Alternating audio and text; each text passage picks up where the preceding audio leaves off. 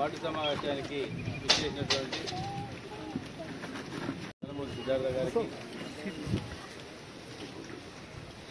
మన మిర్యాలగూడ పట్టణ సీనియర్ ఉద్యమ నాయకులు, market committee vice chairman, Miryalaguda సమన్వయ నాయకులు ఎడవెల్లి శ్రీనివాసరెడ్డి గారు, అదే రకంగా 2వ వార్డు కౌన్సిలర్ బాసాని గిరి గారు, పట్టణ మాజీ అధ్యక్షులు కాతల రఘుమారెడ్డి గారు, మరి యొక్క సమావేశాన్ని ఏర్పాటు చేసినటువంటి ఇక్కడ అందరూ కూడా పేరు పేరున చేస్తూ ఉన్నారు. మాత్రం చెప్పారు, 20 ఎక్కువ మంది ఏం అడావుడు చేయవాకు, 15 నుంచి 20 మంది మాత్రం తీసుకో. ఎందుకంటే ఇక్కడ ఏదో అవుతుంది, ఎవరు లేరు, విషయానికి ఎవరు లేరు అనేది ఒక తప్పుడు ప్రచారం చేస్తూ ఉన్నారు. అనే అంటే 15-20 మందిని అయితే సమావేశ పట్టుకో కనీసం అని అంటే అప్పటికప్పుడు వాస్తవానికి ఎప్పుడు రోజుకి 50 మంది 100 మంది పిలుస్తాను. వాస్తవానికి ఏ ముందు సాధిస్తుంది తెలంగాణ అభివృద్ధి చేయాలి, బంగారు తెలంగాణగా అభివృద్ధి చేయాలని ఉద్దేశంతో సభలతోటి ఇప్పుడు ప్రజలు కూడా టీఆర్ఎస్ పార్టీని నమ్మి అధికారాన్ని కట్టబెట్టినటువంటి అధికారాన్ని 10 సంవత్సరాలుగా ఎంతో అభివృద్ధి చేసినటువంటి దాఖలాలు మాకున్నాయి.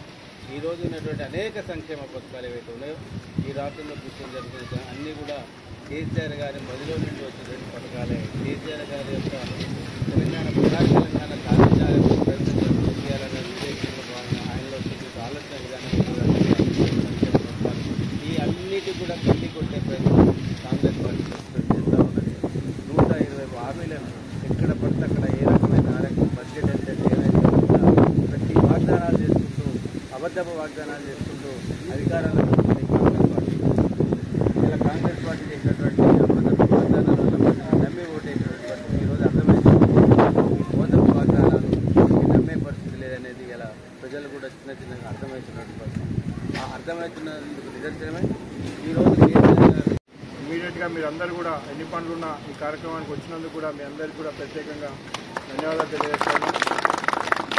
గత 10 రోజుల్లో జరిగిన పరిణామాల వల్ల ఇక్కడ స్థానిక కౌన్సిలర్ గారు పార్టీ ఎందుకంటే గత 10 సంవత్సరాలుగా రూలింగ్ పార్టీలో ఉండి భాస్కరరావు గారు వెంట ఉండి కావాల్సిన లబ్ధంతా చేసుకొని ఇమీడియట్గా పార్టీ మనం ఓడిపోగానే మళ్ళీ అధికార పార్టీ సైడ్ దూకేసి అధికార పార్టీ సైడ్ వెళ్ళి వాళ్ళ స్వార్థ ప్రయోజనాల కోసం అక్కడ వాళ్ళు వద్దంటున్నా చేదరించుకుంటున్నా కానీ నాకు పైన పర్లేదు, నేను అధికార పార్టీలోనే ఉండాలి, అధికార పార్టీ అనేది అటు సైడ్ మీ అందరితో చర్చించకుండా, ముఖ్యంగా కార్యకర్తలు లేదే లీడర్ లేడు, కార్యకర్తలతో కూడా చర్చించకుండా మీ అందరి అభిప్రాయాలు కూడా తీసుకోకుండా స్వార్థ ప్రయోజనాల కోసం పార్టీ మారి మనల్ని పార్టీ కష్టకాలంలో వదిలేసేలేదు.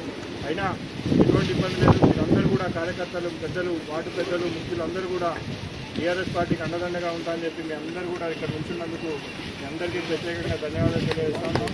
తప్పనిసరిగా మీ అందరి వెనకాల కూడా మేము ఉంటాం. మీ వెనకాల ఏ ఇబ్బంది, ఏ అవసరం ఉన్నా, ఏ రాత్రి అయినా పగలైనా మీ అందరికీ వెండుదండగా గత 10 సంవత్సరాల నుంచి ఎలా ఉన్నామో తప్పనిసరిగా ఇప్పుడు కూడా ఉంటాం.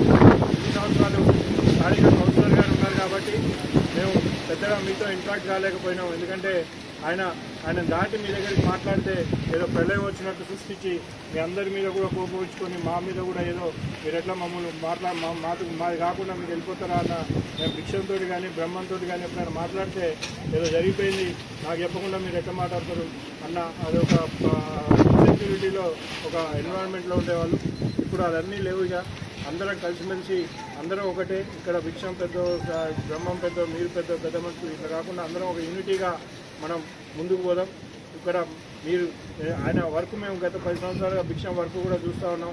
కౌన్సిలర్గా ఉన్నా కానీ ఈయననే మొత్తం పార్టీ బాధ్యతలన్నీ కూడా మీరేసుకొని మీ అందరితోటి కలిసిమెలిసిగా ఉంటూ ముందుకు వెళ్తూ ఉన్నారు.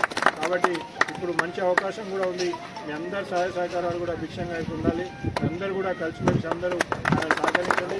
ఆయన వెనకాల మేము ఉంటాం. తప్పనిసరిగా ఈ వార్డులో ఆయన మంచితనానికి కానీ డెఫినెట్గా ప్రజలు కూడా గుర్తిస్తారు. దాంతోపాటు ఇక్కడ మొన్న చారిగా చెప్పినట్టు అన్ని ఇచ్చి కాంగ్రెస్ పార్టీ ఎమ్మెల్యే ఎలక్షన్లో గెలవడం జరిగింది. దాంట్లో ఒక్కరు కూడా తీర్చలేని పరిస్థితిలో ఉన్నారు. కాబట్టి మనం ఈ 4 రోజులు పబ్లిక్ మన వార్డు ప్రజల దగ్గరికి వెళ్ళి మన పార్టీకి ఎందుకు ఓటేయాలో అని చెప్పి మీరు అందరూ కూడా ఎందుకంటే ఎండలు ఎక్కున్నాయి. సంతోషం ఈరోజు వర్షం పడుతుంది, ఎండలు కూడా తగ్గుతాయి అంటున్నారు. కాబట్టి పొద్దున 2 గంటలు, సాయంత్రం 2 గంటలు, ఒక 4 రోజులు మనం ఈ పాంప్లెట్లు మెటీరియల్ కూడా వచ్చింది.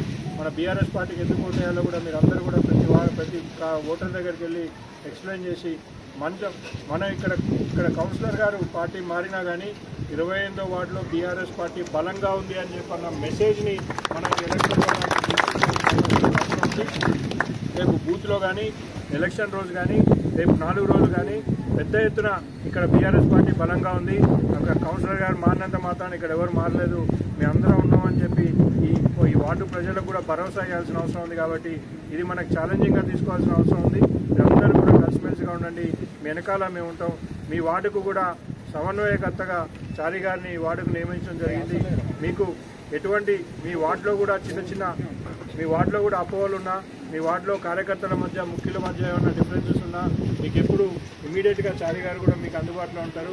ఒక 5 వార్డులు 10 వార్డులకి ఇప్పుడు ఒక్క టౌన్ మొత్తానికి ఒకళ్ళని కాకుండా మన పార్టీలో ఉన్న పెద్దలందరికీ ఒక 5 వార్డులు 6 వార్డులు సమన్వయకర్తగా మన భాస్కర్ గారు నియమించడం జరిగింది. మీ వార్డుకి నాగార్జున చారి గారిని మా సమన్వయకర్తగా ఇక్కడ నియమించారు. కాబట్టి మీకు ఎప్పుడు ఆయన మీ అందరికీ తెలిసిన వ్యక్తే కాబట్టి, మీకు ఎప్పుడు అందుబాటులో ఉండే వ్యక్తే కాబట్టి, మీకు ఎటువంటి చిన్న విషయాలున్నా ఇబ్బందులున్నా పార్లమెంట్ ఎలక్షన్ తోటి కాదు, రేపు పొద్దున రానున్న రోజుల్లో కూడా ఈ సమన్వయకర్తలుగా పట్టణంలో ముఖ్యులందరూ ఉంటారు. కాబట్టి మీకు చారి గారు ఎటువంటి ఇబ్బంది ఉన్నా ఆయనకు కూడా మీరు విషయాన్ని తెలియజేయండి. మీకు ఆయన ఎప్పుడు అందుబాటులో ఉంటాడు, విషయం కూడా మీకు అందుబాటులో ఉంటాడు. కాబట్టి ఎలక్షన్ని జాగ్రత్తగా ఒక ఛాలెంజింగ్గా తీసుకొని పనిచేయాలని చెప్పి కోరుకుంటూ మీకు అందరికీ అవకాశం ఇచ్చిన అందరికీ ప్రత్యేకంగా